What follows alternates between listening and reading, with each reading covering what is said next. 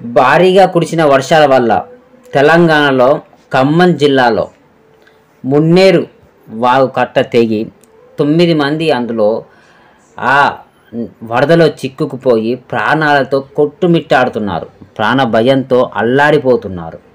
అయితే అక్కడికి ఒక జేసీబీ డ్రైవరు పోతే నేనొక్కనే పోతా, వస్తే 10 మందితో వస్తా అని ధైర్యం చేసి ఆ వరదలోకి వెళ్ళి ఆ 9 మందిని తీసుకొని ఒడ్డు మీదకి సురక్షితంగా చేరాడు. అయితే నాకు ఇక్కడ విచిత్రం అనిపించేది ఏంటంటే, ఆ డ్రైవరు పోయి ఆ 9 మందిని కాపాడిన దానికంటే విచిత్రం అనిపించిందంటే, ఇప్పుడు కొంతమంది రాజకీయ నాయకులు కొన్ని పార్టీలు ఉంటాయి ఏంటంటే, ఏ విషయాన్ని మీదైనా కానీ వాళ్ళే కులం, వాడే మతం, ఆ మతం వాళ్ళు ఈ మతంని చేయొచ్చా, ఈ మతం వాళ్ళు ఆ మతాన్ని కాపాడొచ్చా, ఏదో ఒక దాని మీద ఎప్పుడు మత రాజకీయాలు, కుల రాజకీయాలు అనేటివి ఉంటాయి. మరి ఇక్కడ మున్నేరు వాగులో చిక్కుపోయిన 9 మందిని కాపాడిన ఆ జేసీబీ డ్రైవర్ది ఏ మతం, ఆ మున్నేరు వరదలో చిక్కుకున్న 9 మందిది ఏ కులాలు, ఏ మతాలు అనేది ఎవ్వరు ఏ మీడియా చెప్పడం లేదు. చెప్పాలి కదా.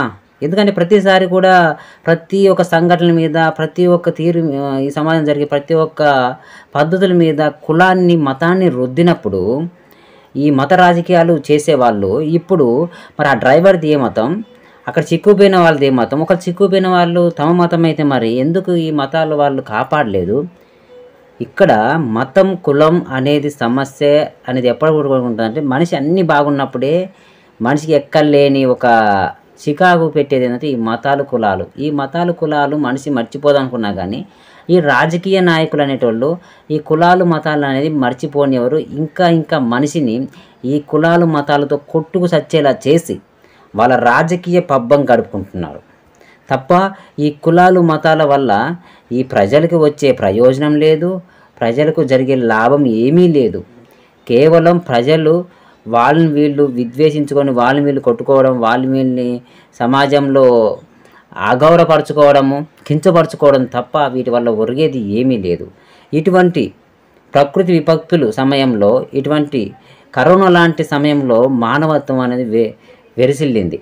ఆ మానవత్వం వల్లనే తోటివాడు బాగుండాలని, తోటివాడు బాధల్లో ఉన్నప్పుడు వీళ్ళు ప్రాణాలు తెగించి సహాయం చేశారు. అక్కడ కాపాడింది మతం కాదండి, కులం కాదు.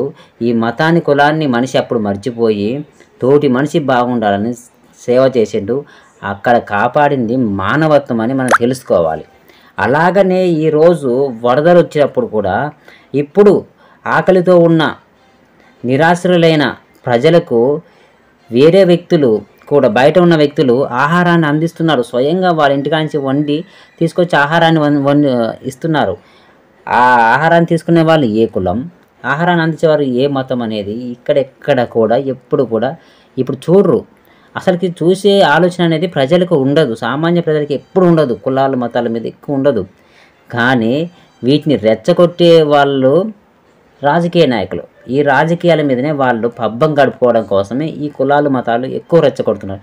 మనం ఇవన్నీ పట్టుకొని మన తోటి వారిని, మనతో చిన్నప్పటి నుంచి పెరిగిన మన స్నేహితుల్ని, మనకి కొంచెం బంధుత్వ పరంగా కూడా ఏర్పడిన అటువంటి బంధాలను కూడా మతాలతో దూరం చేసుకుంటూ మూర్ఖంగా వాళ్ళు ఈ మతం, వీళ్ళు ఈ కులం అని మూర్ఖంగా ఈ రాజకీయ నాయకులు కల్పించే ఒక వ్యర్థపు ఆలోచన వల్ల మనం దూరం చేసుకుంటున్నాం.